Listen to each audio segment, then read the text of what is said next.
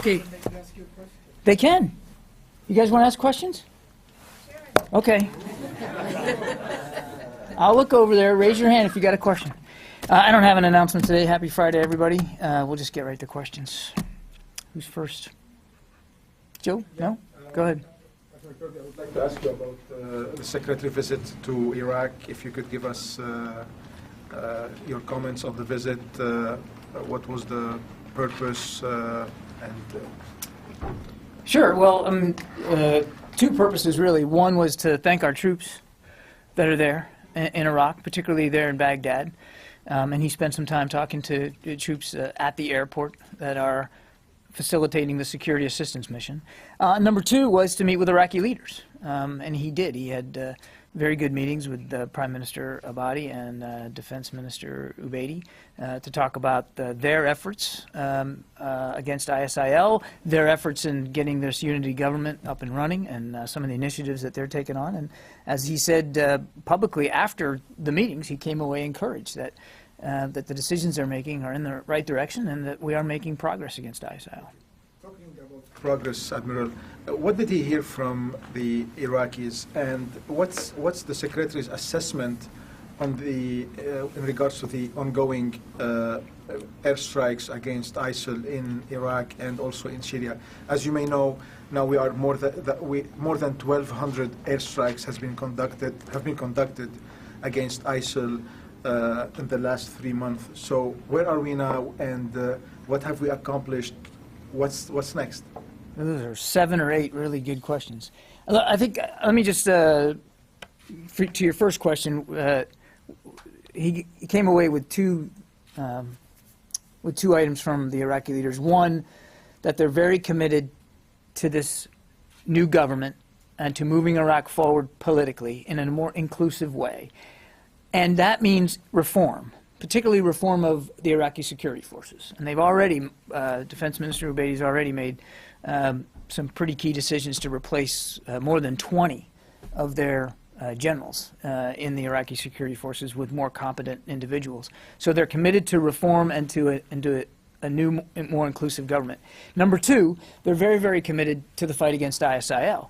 And it is true that the Prime Minister indicated his desire for more heavy weaponry, and it is true that he, in general, said that he would they would like to see more airstrikes by the coalition against ISIL. All that is in the context of their commitment to continue to go against this enemy. And one of the things that came out from both meetings was their strong desire to go on the offensive. I mean, this is a government, this is a military that very much wants to take the fight to ISIL and is not interested in simply remaining in a defensive posture. And they've shown that. They've defended Haditha Dam. They've retaken the Mosul Dam, as you know. They have connected to their forces defending the Beji oil refinery. They have a campaign plan, and they very much are in the process of working that out. And you had... What about Mosul, for example? Well, I think everybody understands that Mosul's key terrain and that eventually a move will have to be made against Mosul. Nobody's going to telegraph the punches here and exactly when and how that's going to happen, but everybody recognizes that that's going to be a key part of this campaign. It's also going to be a difficult part of the campaign because of the terrain up there, because of the strength ISIL still poses in and around Mosul. But we get fixated on Mosul or one geographic area, and I don't think that's the right way to look at this. You have to look at it more holistically. There are still many areas where ISIL holds sway and controls. There are also areas they've lost and haven't been able to regain. And as General Terry mentioned last week, his assessment is ISIL is on the defensive right now, and the offensive swing is now in favor of the coalition and Iraqi security forces. But Mosul's important. Everybody recognizes that. It's just going to take some time, I think, before we're at that stage. A follow-up on Mosul? Sure. At the risk of staying fixated on it. Yesterday, General Allen said it would be the climactic battle. in Iraq. And then today we've spoken to the Deputy Prime Minister, who says, contrary to what many people think, I don't think this will be a long, drawn-out battle. Are you doing anything to temper their expectations, to kind of slow roll their enthusiasm that you're talking about? They're saying they want to join, get in the fight, go on the offense. Are you doing anything to? Is there a disconnect, and are you doing anything to kind of temper? I don't think there's I don't think there's a disconnect at all. Certainly didn't. That was not at all the impression that we got from our visit out there. I think everybody shares the same basic sense of urgency about ISIL and about the fight inside Iraq, and the need to continue to move forward in a comprehensive, holistic way. Airstrikes are not the panacea. Everybody realizes that, and that there's a key component here that both our Iraqi partners and we very much understand, and that's improving the competence and battlefield capability of Iraqi security forces. That's why this train, advise, and assist program that we very much want to get started on is so important.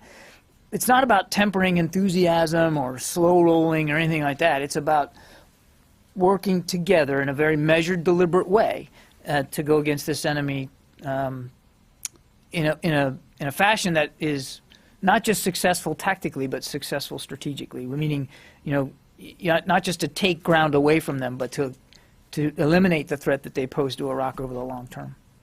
Go, Paul. Speaking of Mosul again, so last week there were reports, just as the Secretary was arriving in Iraq, that the Iraqis are asking to move faster to retake Mosul because they feel confident. And from the briefings and the meetings that the Secretary had in Iraq, what is his assessment of when is the Iraqi army ready and capable of taking on that offensive? They didn't get into a specific timeline in terms of going after Mosul, or actually any component of the campaign plan. I think these were general discussions about the campaign itself and about how to move forward over the next few months, but there wasn't any specific dates or times chosen for one objective or another. And I would take issue with the implication that they want to go faster than we want them to go. This gets back to the last question. I think everybody understands that Mosul is important. It's key terrain because ISIL still holds sway there and because of the importance of the region in general in Iraq. And is it part of the campaign planning? Absolutely. But that's just the point. It's part of a larger campaign, a larger military campaign against ISIL. And when we get to it, we'll get to it when it's appropriate. But then, people from the podium have said that the offensive will be sometime early next year.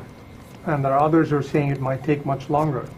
And there are elements to it such as when will the National Guard troops be ready in Iraq. All of those are going to determine when that offensive will happen. So I'm just asking for an assessment of where all these different pieces are, and was that something that the Secretary got from this visit? Again, they didn't talk about specific timelines, Gopal. Everybody recognizes Mosul's important, it would be, first of all, I couldn't honestly look at you and tell you that anybody knows for sure when we'll be ready to go against Mosul, when the Iraqis will be ready to go against ISIL and Mosul. I don't think that anybody has that specific answer right now. And even if we did, it wouldn't be appropriate to talk about it publicly. I'll just go back to what I said before. Everybody recognizes that it's going to be a key objective.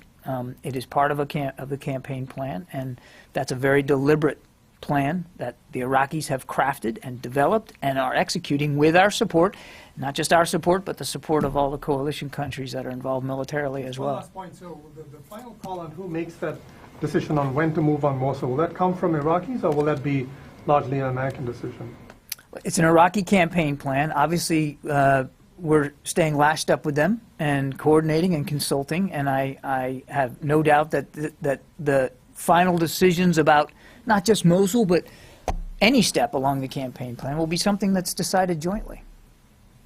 Phil. Admiral, as you know, yesterday Secretary Hagel gave the Navy the green light to go ahead with upgrades that it's proposed to its LCS program, which include new weapons and some other upgrades to the ships.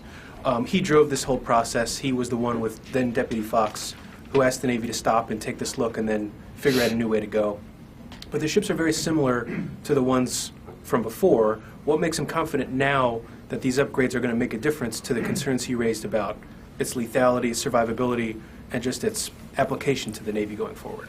What makes him confident is the analysis that the Navy did, which he found, and I think was clear in his statement yesterday, to be very thorough, very comprehensive, and precisely centered around the concerns that he had, the larger concerns he had about the capability of this particular type of warship.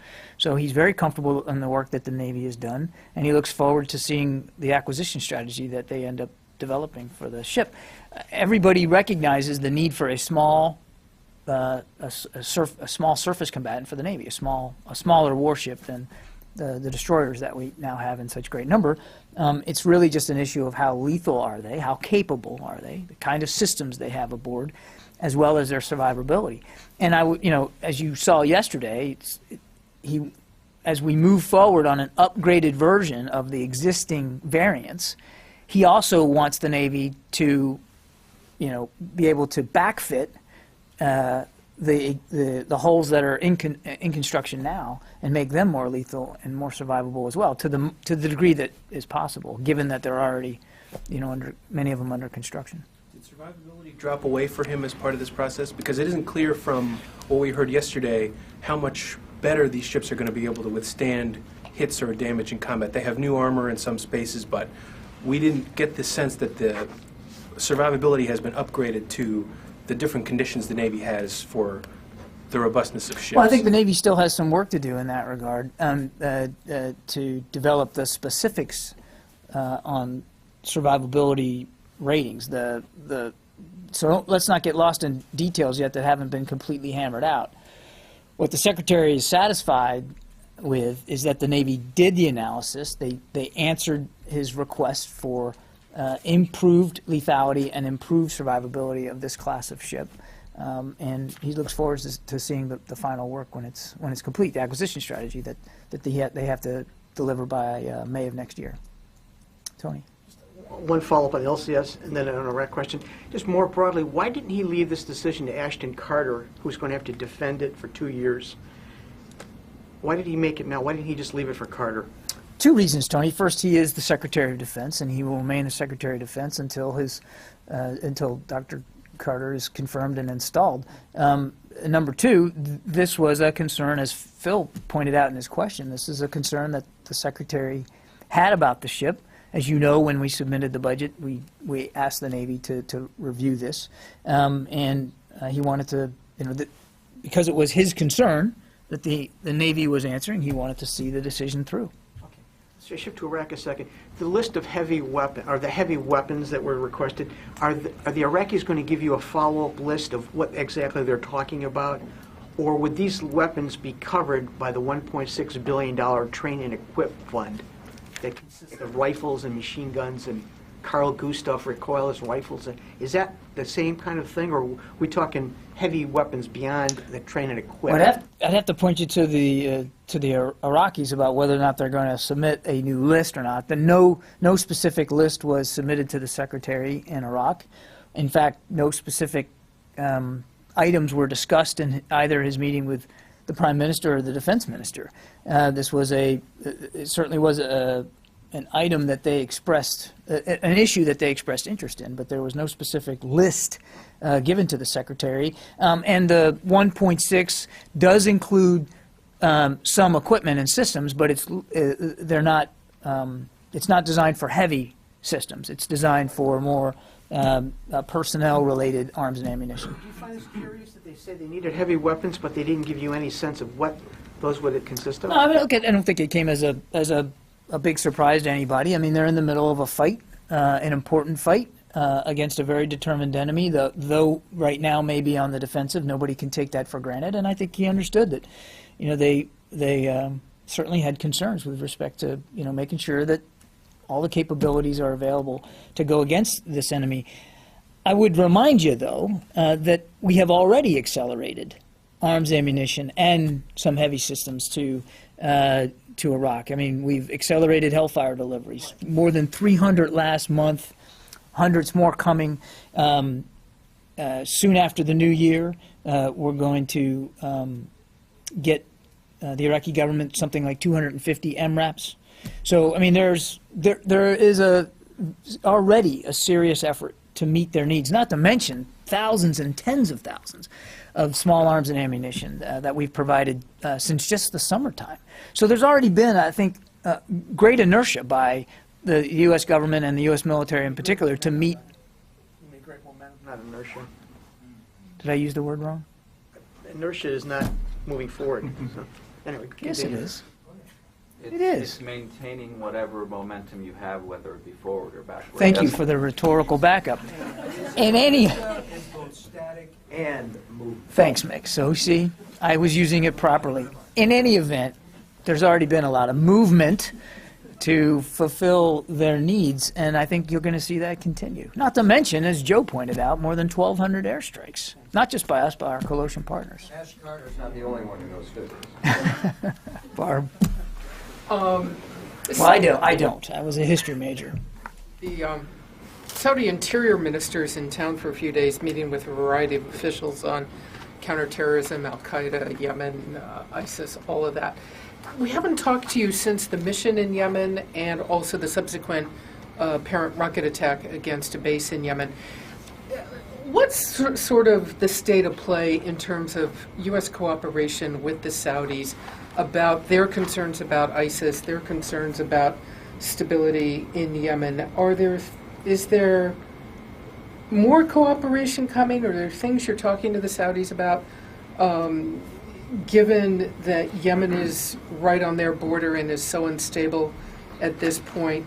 Is your concern more focused on AQAP, the Houthis? Can you put some of this into perspective for us? Well, there's two components to this. There's I think both a Yemen and a Saudi component. Let me address the Saudi side first. This is security inside Yemen, the danger posed by ungoverned spaces, certainly the concerns that the Saudis have along their southern border are issues that we routinely talk to Saudi leaders about.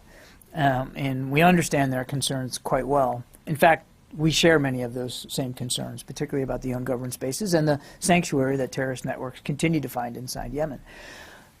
We also continue to work closely with the Yemeni government in that same respect. And as you know, Barb, we routinely work with and assist and support the Yemeni armed forces as they prosecute terrorist targets inside their own borders. And it is still a dangerous place. And there are still places where terrorist networks continue to find sanctuary, and we're going to continue to help them go after them. Now, so much of their operations right now is against the Iranian-backed Houthis as opposed to AQAP. Is the United States providing that support and cooperation against Houthi targets? Do you see that as destabilizing enough? Do you see that as a counterterrorism target? Well, I wouldn't get into specific operational detail here from the podium. I think suffice it to say we understand the concerns the Saudis have about the Houthis and the instability, the insecurity that they see, again, on their southern border. I wouldn't speak again to specific targeting, but we certainly understand their concerns. We recognize it as a security challenge that the Saudis feel that they are facing, and we routinely talk to them about this. Largely, it is the ungoverned spaces inside Yemen and the terrorist threat which continues to exist inside Yemen that we're mostly focused on. Real quick, a different topic. Can you bring us up to date on what's going on inside the Pentagon to prepare for transition team for Carter's nomination and confirmation his confirmation proceedings? The department has established a transition team to assist Dr. Carter with his confirmation as that process moves forward. Secretary Hagel has designated his chief of staff as the head of the confirmation and transition process. He's also, and the chief of staff will be supported by Assistant Secretary of Defense Michael Lumpkin, who's going to be serving as the director of the department's transition team. That team will be supporting Dr. Carter as he needs it. The larger goal here, Secretary Hagel made it very, very clear that he wants this transition to be as seamless and as smooth as possible, as any transition can be for the department and for Dr. Carter. And do you know yet, will Dr. Carter work out of the Pentagon, or has he chosen office space outside of the building? I would refer you to Dr. Carter and his staff for those kinds of decisions. I'm not aware of any request for office space here at the Pentagon. Justin? Thanks. In Syria, are you seeing evidence that ISIS and Assad's forces are consolidating in any way against the moderate rebels? There have been reports to suggest that they're laying off each other and sort of focusing their energy on the rebels. And now, 3 months after the Syria strategy was first articulated by the president, are you on track to vet, train, and equip these rebels? To your first question, we've seen no indication of collusion between ISIL and the Assad regime with respect to what you couch as a common enemy in the moderate opposition. I haven't seen any evidence of that. On your second question, we have not begun vetting yet. One key component of that are the authorities and the funding that go with it, the Syria Train and Equip, which, as you know, hasn't been approved yet by the whole Congress. The House has passed their version, but the Senate still has to take it up. But even with the passage, there's still some spade work that we need to do to get it up and running. And as Chairman Dempsey has said, made it clear that it's going to be a 3 to 5 month process to get through recruiting and vetting. And it has not begun yet. But Can it be done in 5 months then, if it hasn't begun?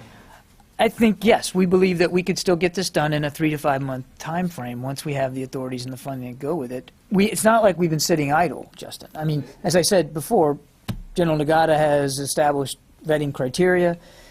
We have been working with interagency and international partners in the region who know these groups and know these individuals. We've been developing a training curriculum and a building block approach. We've talked about that. And we've been doing the necessary preparations for the training sites that we know that will have access to. It was my understanding that a significant portion of the funding had already been sort of reappropriated. No, the reprogramming request hasn't been, it has not, no. Yes, it has. All 4 of the communities have approved the reprogramming it for it. Well, It's different than the omnibus, not to...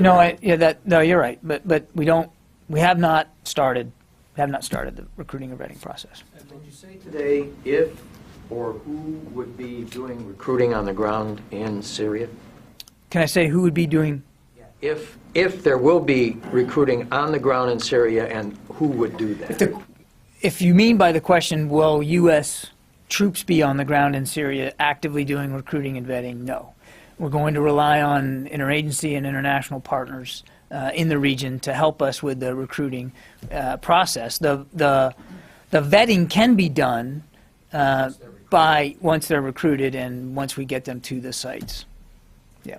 Just to follow up on the training and equip program, Brett McGurk, General Allen's deputy, said that the training will begin in March and won't be completed until March 2016. Is there any concern that that's a little bit of a too much of a slow pace in order to appropriately address ISIL? We've been under no illusions that this would take some time, and I've said it before. We're gonna we want to get this right more than we want to get it done fast, and it's going to be time consuming, and once you even start the training, you're still 8 to 9 months of estimated training time before these members can go back into the fight.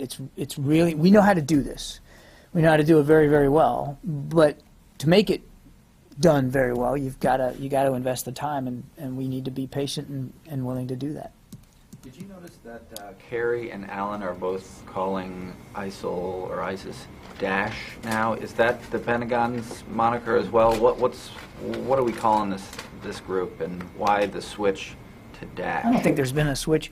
We continue to use the phrase ISIL, but Daesh, as I understand it, is also an acronym in Arabic, which means the same thing.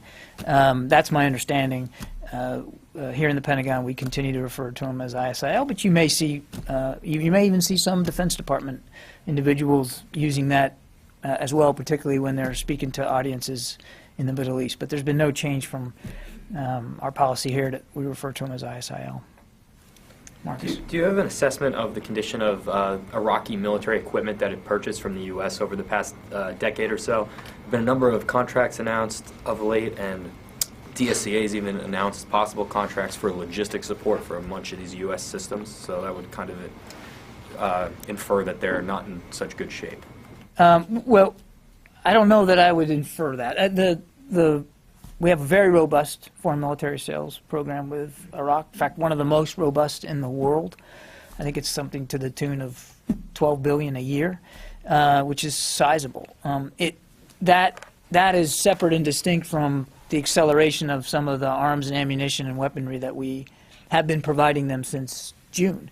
So it's a very sizable program. I don't have any specific details on it to answer your question. I don't think that I would read into any contracts that you're seeing being let as an indication that things are going south or need to be changed or a radical divergence from the defense relationship that we have with Iraq. In fact, quite the contrary. I think it's indicative of it. Is there any change in the status of the F-16, Iraqi F-16 program? No. No. Mm-mm. When the security environment is more permissive, then I think you'll see them get delivered. And in the meantime, though, that we are facilitating some training of their pilots. John. You mentioned that Iraqi leaders want the coalition to increase the airstrikes. Are they wanting the geographic scope of the airstrikes increased in other areas, or do they just want to increase the op tempo? Can you kind of break that down? There was no specific breakdown in the request. It was a single statement made at the top of a meeting. There was no context provided later on. I think it was just a general statement of the back to what I said earlier, that their desire to continue to go on the offensive against ISIL. But there was no specific ask with respect to frequency, weaponry, or geographic location. And how many of the additional 1,500 troops that President Obama authorized last month have actually deployed to Iraq? None have yet deployed. When will that happen? Do you know now that Congress has started voting on these spending bills? I think, yeah, once it's signed into law, that certainly will free up the authorities and the funding to begin those deployments, and I think you'll see them in coming weeks and months. Before Christmas. I don't have anything to announce today in terms of specific deployments. I think it'll take weeks and perhaps several months to get all 1,500 there. But as I said earlier, David, the commander has the authority to use resources he has in country, and he's done that. He's got nearly 200 now that he has repurposed from other missions inside Iraq to begin doing some of this expeditionary advise and assist, particularly in Anbar and north of Baghdad. So he's already doing that.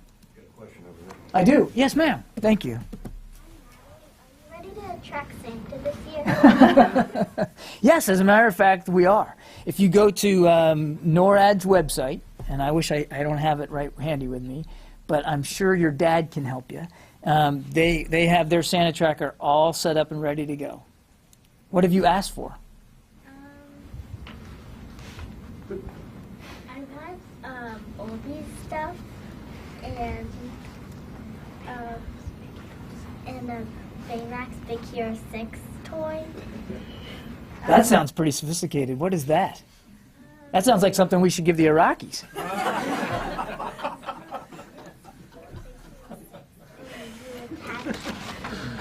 Like little robot pieces to him, and then another one he flies. Really? We ought to have some of those here. Have you been good? So you think you're going to get all that stuff? All right, I want a report. It's on the record. All right, that's right. It's on the record. Louis. Change the subject matter quite a bit here. You don't want to talk about your Christmas list? Yeah, I can't divulge it. It's a state secret at home. There's been an incident aboard the USS Wyoming. This is an incident under investigation by the Navy. It involves a surreptitious recording of female officers by a male enlisted. Yeah. Is this incident of concern to the Secretary? Is he aware of this? I mean, what does it say about the process of integrating women aboard submarines and the issue of sexual harassment as a whole? The Secretary is aware of it, was made aware of it by Navy leadership when they launched the investigation. He's obviously deeply troubled by the allegations. that naval officers would do this to fellow naval officers. And it's obviously has no place in the United States Navy or the United States military, that kind of conduct. And it runs counter to every value that we stand for in uniform. And I think Navy leadership feels exactly the same way. As troublesome as the allegation of this behavior is, and again, it needs to be investigated before we rush to judgment about exactly what happened and who did what. But as troublesome as the allegations are, it's not going to have, nor should it have, any effect on the integration of women into the submarine force, which by and large has gone exceedingly well, and the Navy should take great credit for the energy that they put into this and the measured, deliberate pace that they have tried to go after it, because it is a big culture change in the submarine force. But the submarine force writ large has responded very, very well to this, and it's not this incident, these allegations are not going to slow that process down at all. And is this incident reflective of the broader issue of sexual harassment and sexual Well, it's certainly, I mean, it's certainly, again, if proven true, it's certainly inappropriate sexual harassment conduct. There's no question about that. So does it fit into, or would we consider it sexual harassment in the sense that we talk about sexual harassment in other services and other circumstances? Absolutely. Absolutely. Again, if proven true, it's not in keeping with any of our values, and it's the Secretary's expectation that, if proven true, people will be held accountable for that conduct. Just one quick follow on Syria, please. When the clock starts for the 3 to 5 months of vetting for the Syrian forces, will you be able to talk about it and keep us updated as it goes along, or is it going to be kept secret the way other involvement in Syria has been so far? Well, it's not. The 2 points: the training wouldn't be done inside Syria, and I would. So, yes, of course, we're going to keep you updated about it. And you know, I get questions routinely up here, and I try to answer them as honestly as I can. But we'll obviously keep everybody informed and updated as it progresses. There's nothing secret about the fact that we want to train a moderate opposition, or how, in fact, they're going to be trained, or the curriculum that they're going to undergo. And we'll continue to talk about that as much as possible. But and if I could, just to a larger point, I mean, we've been as open and transparent as we can about operations inside Syria, kinetic operations against ISIL. We tell you every time there's a strike and what we hit, what we think we damaged, and that's also going to continue. There's been no secrets about our operations inside Syria. That's a good point, but there are other aspects of U.S. involvement in Syria that have not been so clear to those of us on the outside. And so I'm encouraged to hear that you'll be able to come out someday and say, we began vetting, and absolutely, we have X number, and then the training has started, et No, cetera. I think we owe that to you and to the American people, as well as to the Congress, for the support that the Congress looks like they're going to give us here. So we absolutely have that responsibility, and you can expect that. Just to be clear, the 3 to 5 month clock, I thought that had already begun. Has that not, when, 3 to 5 months from when? 3 to 5 months from the time recruiting and vetting begins, and it hasn't begun yet. Richard? Admiral, just quickly on a previous point, did you say 250 MRAPs to Iraq sometime after the first of the year? Correct. Secondly, I don't know if you can respond to this, but in regards to the Senate report, it's unclear from the report, but can you say, did this department cooperate, provide help to the CIA in setting up the black sites in Afghanistan, Poland, and elsewhere? I don't have any. I don't have any information with respect to that. Again, our involvement here with this, with respect to this report, was making the necessary notifications to our commanders in the field, knowing that the report was going to be made public. But I don't have, and I'm not being evasive. That I'm just not going to speak to another agency's processes or procedures, those that were detailed in the report. The Department of Defense, so separate and distinct from that, the Department of Defense does not participate in torture, does not condone it, does not conduct it. We didn't then, we don't now. Thanks, everybody. Have a great weekend. As far as connection there, at least the Combined Joint Task Force 435 at some point comes into custody of a particular prisoner mentioned in the Senate report. He was one of the last 3 that were released the other day. So there had to be some kind of cooperation, coordination. The CIA at some point handed him over to the military. I just don't have any information specific to that today, Richard. Sorry. Thank you.